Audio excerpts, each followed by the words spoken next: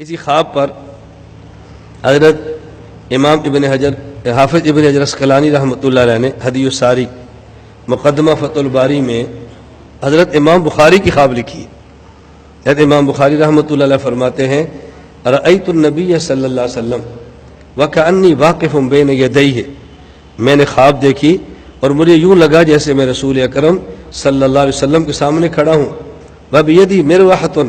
اور میرے ہاتھ میں پنکھا ہے، فاذب بہا عنہ، اور میں آپ سے مکھیاں دور کر رہا ہوں۔ آگے کیا فرماتے ہیں فسألت بعض المعبرین، تو میں نے اس خواب کی تعبیر کسی تعبیر والے سے پوچھی، معبر سے، اور فقال علی، مجھے اس نے یہ بات کہی انت تذب بہا عن الکذب، انت تذب بہا عن الکذب، تو نبی کریم صلی اللہ علیہ وسلم کی طرف سے منسوب ہونے والے جھوٹ کو دور کرے گا، جھوٹی حدیثیں الگ کرے گا۔ پھر امام بخاری فرماتے ہیں فہذا الذی حملنی علی اخراج الجامع الصحیح، یہ میری خواب تھی جو بنیاد بنی صحیح بخاری کے لکھنے کی۔ اب امام بخاری کتنا بڑا آدمی ہے، اتنا بڑا شخص ہے کہ امام مسلم فرماتے ہیں دانی اقبل رجلیک یا امیر المومنین،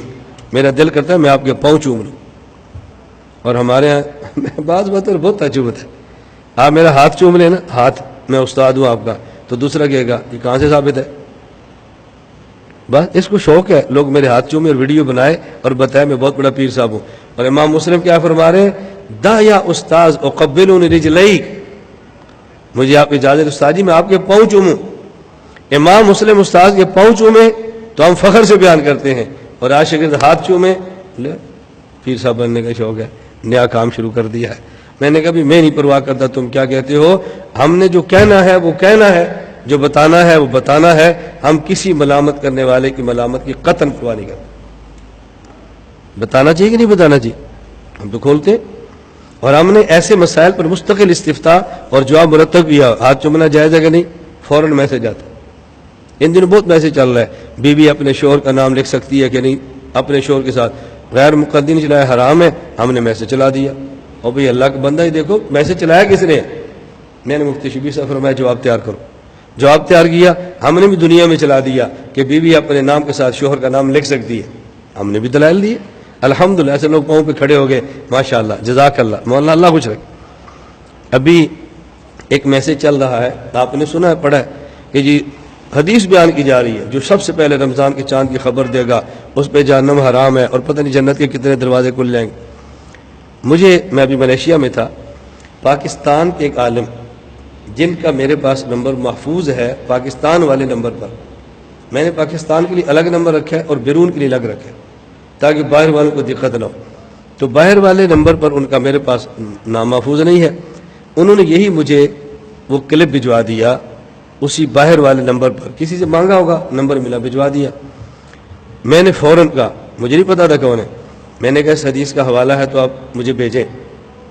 اور ساتھ پھر میں نے اپنا جو کلپ تھا نا اس پر کہ یہ حدیث ثابت نہیں ہے وہ ساتھ بھجوا دیا فوراً۔ اب ان کا مجھے جواب آ گیا کہ میں فلاں ہوں، میں نے آپ کو کلپ اس لیے نہیں بھیجا